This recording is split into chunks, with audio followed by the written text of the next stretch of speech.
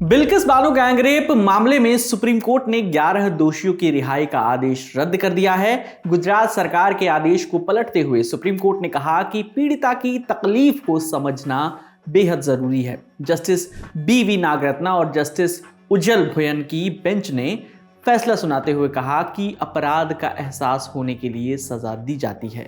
इस मामले में गैंगरेप के 11 दोषियों को गुजरात सरकार ने समय से पहले रिहा कर दिया था।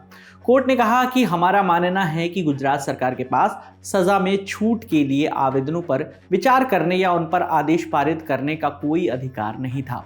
इस दौरान जस्टिस नागरत्ना ने कहा कि सुनवाई के दौरान कुछ बातें सामने आई। मसलन, क्या धारा 32 के तहत दायर याचिका सुनवाई योग्य है? क्या सजा में छूट के आदेश पर सवाल उठाने वाली जनहित याचिकाएं सुनवाई योग्य हैं?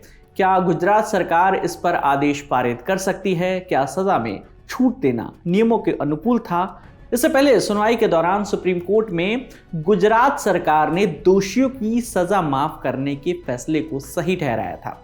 समय से पहले दोषियों की रिहाई पर सुप्रीम कोर्ट ने सवाल भी उठाए थे। हालांकि कोर्ट ने कहा था कि वो सजा माफी के खिलाफ नहीं है, बल्कि ये स्पष्ट किया जाना चाहिए कि दोषी को किस आधार पर माफी दी गई। बिल्किस बानो ने इस मामले में 30 नवंबर 2022 को सुप्रीम कोर्ट में 2 याचिकाएं दाखिल की थी। पहली याचिका दोषियों की रिहाई के खिलाफ थी। इसमें सभी दोषियों को फिर से जेल भेजने की मांग की गई। दूसरी याचिका में सुप्रीम कोर्ट के उस आदेश पर विचार करने की मांग की गई जिसमें कहा गया था कि दोषियों की रिहाई पर फैसला गुजरात सरकार करेगी। बिल्किस बानो का कहना था कि जब केस का ट्रायल महाराष्ट्र में चला था, फिर गुजरात सरकार फैसले कैसे ले सकती है। जिन 11 दोषियों की रिहाई का आदेश निरस्त किया गया है उनके नाम हैं जसवंत भाई, गोविंद भाई, शैलेश भट्ट, राधे श्याम शाह, विपिन चंद जोशी, केसर भाई वोहानिया, प्रदीप मुरधिया, बाका भाई वोहानिया, राजू भाई सोनी, मितेश भट्ट और रमेश चंदाना।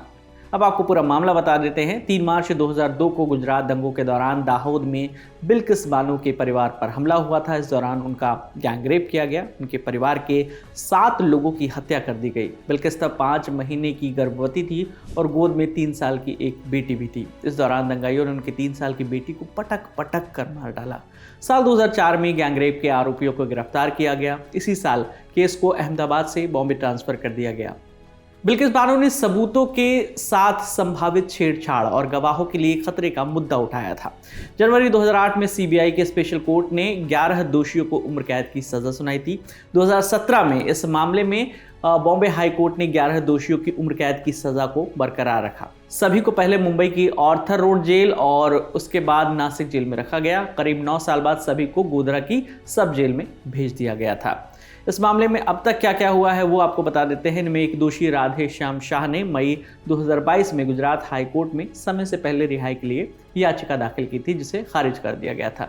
शाह ने सुप्रीम कोर्ट का रुख किया। दोषी शाह ने कहा था कि उसने 1 अप्रैल 2022 तक 15 साल 4 महीने तक जेल में बिताए हैं। इस पर प्रतिक्रिया देते हुए सुप्रीम कोर्ट ने सजा माफी का ये मामला गुजरात सरकार के हवाले कर दिया। कहा गया कि राज्य सरकार इस मामले की जांच करे। पंचमहल कलेक्टर सुजल मयात्रा के नेतृत्व में एक समिति बनाई गई। गैंगरेप केस में उम्र कैद की सजा पाए सभी दोषी 15 अगस्त 2022 को रिहा हो गए थे। गुजरात सरकार ने कहा था कि सभी दोषियों को अच्छे व्यवहार के कारण रिहा किया गया है। इस खबर पर आपकी क्या राय है, हमें कमेंट करके बताइए। मेरा नाम है विकास वर्मा। देखते रहिए दिल लॉलीपॉप। शुक्रिया।